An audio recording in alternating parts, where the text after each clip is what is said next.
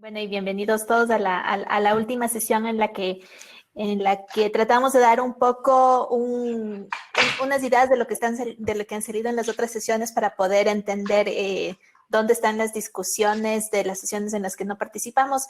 Yo estuve saltando un poco entre ellas y de hecho hay bastantes conexiones entre algunas de las discusiones, entonces creo que va a ser interesante escuchar de ustedes. No sé si ahora hacemos en el orden inverso y empezamos por Carolina, que nos cuente sobre la sesión política eh, eh, que tuvieron hoy. Perfecto, buenísimo. Bueno, ante todo, de nuevo, muchas gracias por el espacio. Tuvimos un encuentro para mí súper rico. Eh, la idea de este panel era, para los que se sumaron ahora y no me vieron en la inicial, era un poco discutir sobre las transformaciones que ha sufrido los poderes legislativos en la región, a la luz de lo que ha pasado en la Argentina a través de la incorporación de tecnología en los procesos legislativos. Tuvimos 4 invitados, 2 diputadas nacionales y el director del programa de modernización de la Cámara de Diputados Nacional, y para trascender un poco los límites del poder legislativo y pasar un poco a ver una mirada más integral, los diferentes poderes del Estado, invitamos a Natalia Quilino para que nos contara un poco sobre las transformaciones en lo que hace a la vinculación y a los canales de comunicación entre poder ejecutivo y poder legislativo a través de lo que en la Argentina conocemos como los informes del jefe de gabinete del ministro y cómo sí existía la posibilidad de avanzar en la adaptación de esa herramienta en este contexto de emergencia y excepcional. El panel giró, las discusiones giraron a través de, vamos a decir, 3 puntos fundamentales. En primer lugar, un balance general sobre los procesos de adopción de tecnología en el Congreso y las medidas adoptadas en contexto de pandemia para garantizar el funcionamiento del poder legislativo. Y en este punto, creo que las mayores coincidencias tienen que ver, en primer lugar, con el hecho de la importancia que tuvo el hecho de que hubiera habido una decisión política pre-pandémica para avanzar hacia un nuevo paradigma en cuanto a la gestión legislativa, es decir, un gobierno un poder legislativo más abierto, más moderno y federal, como lo llamó el director de modernización. Y esto es importante porque hace el segundo punto que nosotros queríamos hacer, y es básicamente cómo transforma y si transforma la tecnología a la política tal y cual la conocemos. Voy a hacer un paréntesis y voy a volver sobre ese punto más adelante, pero el segundo punto, digamos, decisión política por un lado, y por el otro lado, el consenso que se pudo lograr para avanzar en este sentido. El consenso que, en definitiva, lo que hace es generar decisiones más estables, digamos, sin marchas y contramarchas. Y ahí, digamos, se habló de consensos en diferentes instancias, desde lo básico y la premisa de la que partíamos, que es que la diputada Vilar habló sobre consensos de que situaciones excepcionales requieren de medidas excepcionales, y tal como uno conoce el poder legislativo no podía funcionar, pero que teníamos que ponerlo en marcha, hasta el proceso a través del cual se generó este protocolo y se instauraron, se implementaron estas herramientas para para avanzar en el Congreso remoto como lo estamos haciendo hoy. En segundo lugar, y el segundo tema tenía que ver con básicamente esta idea de si la tecnología puede transformar o transforma estos procesos tal como los conocemos.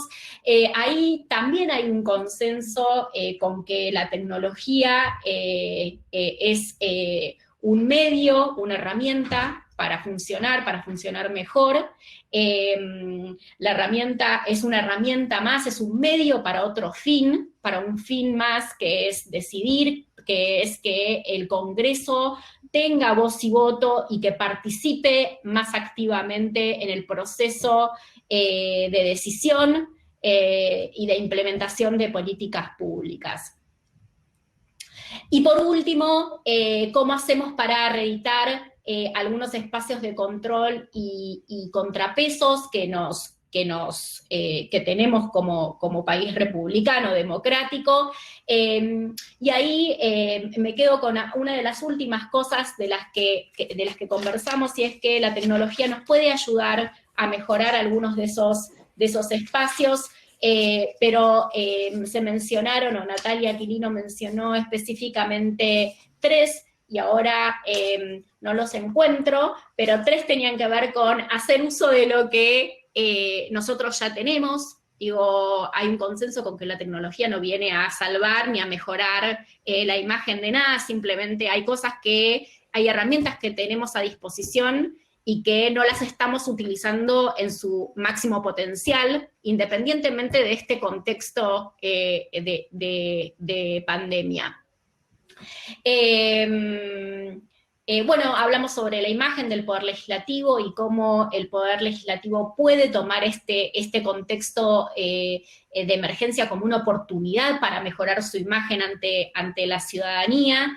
Y ahí, de nuevo, siempre estamos de acuerdo con que la política precede, antecede y es el fin, y la tecnología nos puede ayudar, puede ser una herramienta más, pero que no viene a salvar algunas condiciones preexistentes con las que las instituciones democráticas en la mayor parte de los países de la región vienen sufriendo.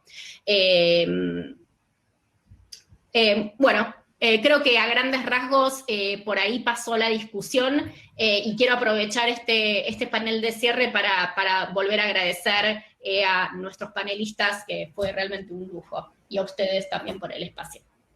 Gracias, Carolina, por el resumen. También hubo 2 preguntas en la sección de encuestas relacionadas al tema de los congresos y el uso de la tecnología, y parece que en general igual entre los participantes hay una visión positiva sobre el uso de la tecnología y sobre la posibilidad de que igual se lo pueda manejar de manera segura. Entonces, ciertamente es algo en lo que seguir trabajando. Norma, no sé si vamos contigo para las notas de la sesión social. Sí, gracias Andrea, gracias Quique. Bueno, en primer lugar un gusto, tanto parte mía como de Lorena Alcázar, con quien coordinamos este eje social de estar colaborando en esta iniciativa tan interesante junto a Ana Patricia, Carolina. Y bueno, en realidad la discusión que hemos tenido en el panel social ha sido muy estimulante. Hemos analizado los diferentes retos, ¿no?, que enfrentan las estrategias de respuesta a la emergencia en las ciudades que, como sabemos, están marcadas por desigualdad y por la informalidad, ¿no? Y, por ejemplo, uno de los temas que se destacó para comprender este debate de informalidad en el marco de las ciudades es que un elemento, por ejemplo, indispensable e ineludible es la situación de la tierra, la situación de la propiedad de la tierra, ¿no? Digo que esto es importante porque normalmente cuando hablamos de informalidad en el debate público estamos más acostumbrados a enfocarlo desde el punto de vista económico, ¿no? La informalidad como un asunto en relación al mercado laboral, y eso obviamente es parte de la discusión, pero cuando llevamos claramente esto, digamos, más anclado a lo que es la agenda urbana, el tema de propiedad de la tierra, calidad de vivienda, es también, digamos, una dimensión crítica de esa agenda, ¿no? Y de alguna manera como fue tan rico todo lo que discutimos, he identificado como que 5 grandes mensajes, ¿no?, que emergen de la discusión de manera transversal gracias a los aportes de Paloma Acevedo, de Manuel Damert y de Ricardo Ford, que son los expertos que nos acompañaron esta tarde, ¿no? Un primer mensaje tiene que ver con la centralidad, la urgencia que tenemos en América Latina de redescubrir las ciudades, ¿no? De alguna manera, por mucho tiempo, las políticas públicas han partido del supuesto que se comprendía, o de alguna manera el mundo urbano era, digamos, un espacio donde existían ciertos tipos de soluciones que iban a funcionar, pues, casi por control automático, ¿no? Lo que la pandemia claramente ha revelado es que no hay una comprensión clara de la heterogeneidad que encontramos en las ciudades. No hay una comprensión clara de la diversidad de patrones de ocupación territorial, de la diversidad de situaciones de vulnerabilidad. Entonces, un primer llamado a justamente redescubrir las ciudades, repensarlas en su diversidad, ¿no? digamos, dentro de lo que son las grandes ciudades capitales, pero también lo que son ciudades en diferentes puntos de nuestros países, ¿no? Capitales de provincia, distrito, etc., ¿no? Un segundo gran mensaje tiene que ver con la urgencia, también la necesidad de mejorar la gestión de conocimiento sobre temas urbanos, ¿no? Nos comentaban los expertos que, digamos, parte de los aportes que ellos han realizado en este contexto ha pasado por, de alguna manera, sistematizar conocimiento existente, ¿no? Producido por la academia, producido por organizaciones de base, etc., que nos ayudara un poco a interpretar, ¿no? Lo que encontrábamos en ciudades, y ese desafío de alguna manera, gestionar mejor el conocimiento también incluye la necesidad de mejorar las bases de datos, ¿no? Como decía Paloma Acevedo, la necesidad de tener datos, tener información que nos permitan poner en el mapa a los barrios, a los sectores más vulnerables, ¿no? Entonces ahí hay una agenda de visibilización, de mejora de los datos, ¿no? Que nos van a ayudar a cumplir, digamos, la primera idea de tener una lectura actualizada de lo que están pasando en las ciudades latinoamericanas. Un tercer mensaje que tiene que ver con, finalmente, la pregunta que nos hemos hecho todos en América Latina, ¿no? ¿Qué tan efectivas han sido las cuarentenas? ¿Por qué sí? ¿Por qué no? ¿No? Y bueno, desde el punto de vista de los expertos, aparte de esa explicación, tiene que ver con que las condiciones en las cuales las cuarentenas han sido recibidas por las ciudades, cuáles eran estas condiciones preexistentes, estructurales, que marcaban la vida de los hogares, marcaban la vida de las familias, por ejemplo, condiciones de hacinamiento, ¿no? Como un problema crítico de riesgo sanitario, condiciones, por ejemplo, en varias ciudades de epidemias ya, digamos, preexistentes al coronavirus, que claro, no eran tan, digamos, visibles en la gran agenda pública, y no tenían esta escala, pero igual eran epidemias terribles que afectaban especialmente a los pobres, por ejemplo el dengue, ¿no? Entonces, en este contexto es donde estas medidas de cuarentena, en algunos países muy estrictas, en otros países menos estrictas, han aterrizado, y pues claramente la capacidad de la población para poder cumplir esas medidas de distanciamiento social han estado claramente limitadas por sus condiciones de vida, de su hacinamiento, el hecho que muchos viven con ingresos a diario, y situaciones que hemos visto alrededor de América Latina. Un cuarto mensaje alrededor de la necesidad de generar una agenda de lucha contra la pobreza y vulnerabilidad urbana, ¿no? Donde claramente hay que repensar la focalización, partiendo del hecho que tenemos muchos puntos ciegos en la data sobre población en pobreza en las ciudades, que habría que atender, y también una necesidad de complementar de alguna manera las soluciones establecidas que ya tenemos en la región, como son la asistencia alimentaria, los bonos, con intervenciones de mucha mayor escala alrededor de, por ejemplo, mejoramiento de barrios, seguridad, que son elementos críticos para mejorar la calidad de vida de la población en vulnerabilidad en las ciudades, ¿no? Y dentro de esta agenda, claramente hacer un match, ¿no? Mucho más claro con la agenda de vivienda, ¿no? Que es un tema que de alguna manera siempre ha tenido ha seguido un curso mucho más vinculado a lo económico que a lo social en muchos países de la región, ¿no? Y un último mensaje alrededor de, digamos, qué necesitamos, ¿no? Para responder a esta agenda que ya de por sí es amplia. Bueno, claramente una mejor calidad y consistencia de las políticas públicas urbanas, pero también un rol más dinámico, más fortalecido, ¿no? de los gobiernos locales, ¿no? Con una perspectiva de innovación también en las políticas existentes. Entonces, ese es básicamente en síntesis lo que conversamos en la sesión social.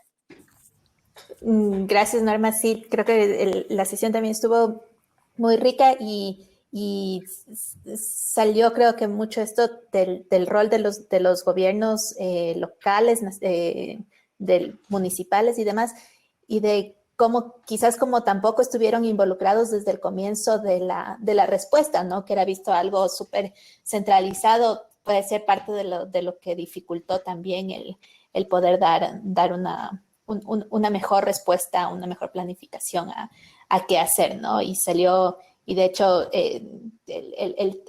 para conectarlo ahora con la sesión económica, en la sesión social estuvo contando Ricardo un poco sobre el trabajo que han estado haciendo sobre mercados, y Osvaldo también lo mencionó como parte de esos huecos de conocimiento también para la respuesta macro, ¿no? Entonces, bueno, con eso le doy el paso a Ana Patricia para que nos cuente de la sesión económica. Gracias, Andrea, y aprovecho para pedir disculpas anticipadas si no se escucha porque mi conexión está fallando, no sé si es la lluvia en Quito. Justo terminamos la sesión de economía hablando del estudio de Grade, o mencionándolo al menos, sobre los focos de contagio en Perú, un poco por esa ironía o sorpresa que causó, justo les decía yo en el anterior encuentro, hablábamos de cómo Perú estaba haciendo bien las cosas gracias a sus fondos de liquidez, pero también que había podido colocar bonos y que había invertido como 12%, 12 puntos del PIB a la emergencia, y ahora estamos viendo lastimosamente noticias graves de contagio que se han dado en muchos. También le pedíamos a nuestro moderador Osvaldo que cuente un poco de...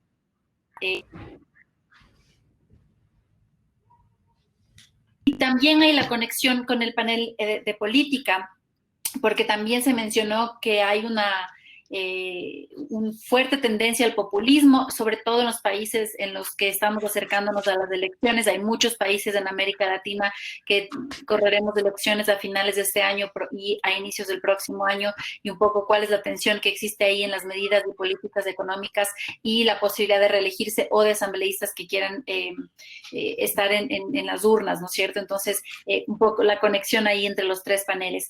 Muy brevemente se mencionaron cosas muy interesantes y ahí se ve el gran canal común entre todos nuestros países, pero también las diferencias en cada uno de ellos, tanto en la respuesta como en cómo han sido afectados.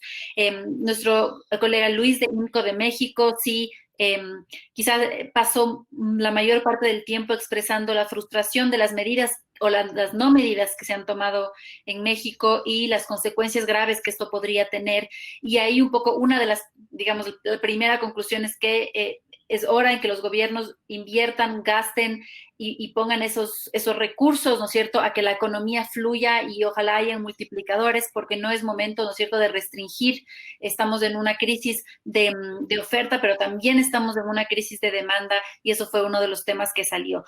Quizás para quedarme un poco en los temas innovadores y no recapitular todo, nos pareció muy interesante desde Guatemala, y así es que mencionaban el fondo que se creó para los comerciantes informales. Coincidíamos todas las economías que en nuestros países va del 40 a 70% la informalidad, y entonces en Guatemala han tomado esta medida específica para eso. También han aprovechado el fondo de desayunos escolares para que eso continúe, y nos pareció un reto lograrlo, pero aparentemente Guatemala lo ha hecho muy bien. Y en la misma línea, crear un fondo, al no existir un fondo de cesantía, crear un fondo aparte para este tiempo en que las personas que al menos tuvieron un trabajo ahora no lo van a hacer, el Fondo de Protección de Empleo. Por supuesto, en las economías en las que existe un fondo de cesantía fuerte, quizás no sea necesario crear otro, pero aquí se están tomando estas medidas, o en Guatemala, que me parecieron muy interesantes. En el caso de Bolivia, desde INESAD nos comentaba Beatriz que desde este think tank están tratando de compartir una agenda innovadora en términos de generación de empleo, que un poco se mueva de la promoción tradicional a pensar, por ejemplo, en empleos verdes. Interesante que desde Bolivia también se está creando una promoción, un plan de trabajo para crear, decía ella, cerca de 600,000 empleos, sobre todo en trabajos en infraestructura, y me parece a la New Deal, cosas que han funcionado hace 70 años, vamos a ver, o ya serían casi 100 años, cómo van a funcionar ahora. Entonces, en resumen, los países afectados con más profundidad por la triple crisis, la social, la económica, no solo por el COVID, sino por la caída de los precios de las materias que nuestros países exportamos, y ahí lo incluyo al Ecuador, pero también resaltar la contribución de los think tanks, de los centros de pensamiento que están influyendo con sus iniciativas, sus investigaciones, y por eso estos encuentros son muy saludables también.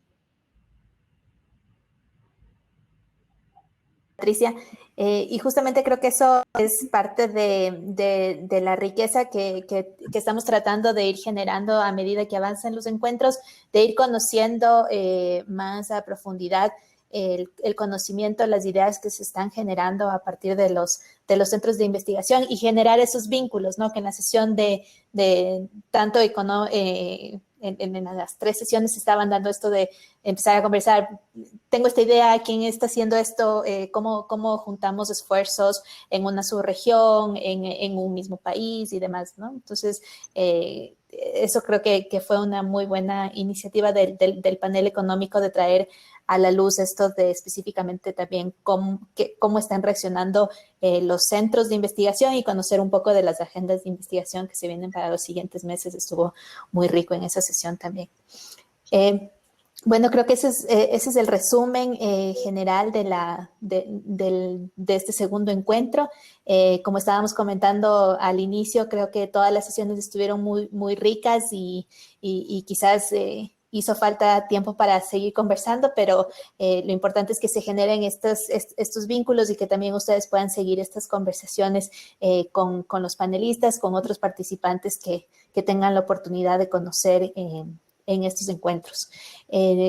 También se han estado dando la información en el chat de que recopilaremos presentaciones, varios panelistas tuvieron presentaciones muy interesantes y también se publicarán los videos de las sesiones si es que los quieren ver o compartir con otros colegas. Entonces, creo que eso es de mi parte.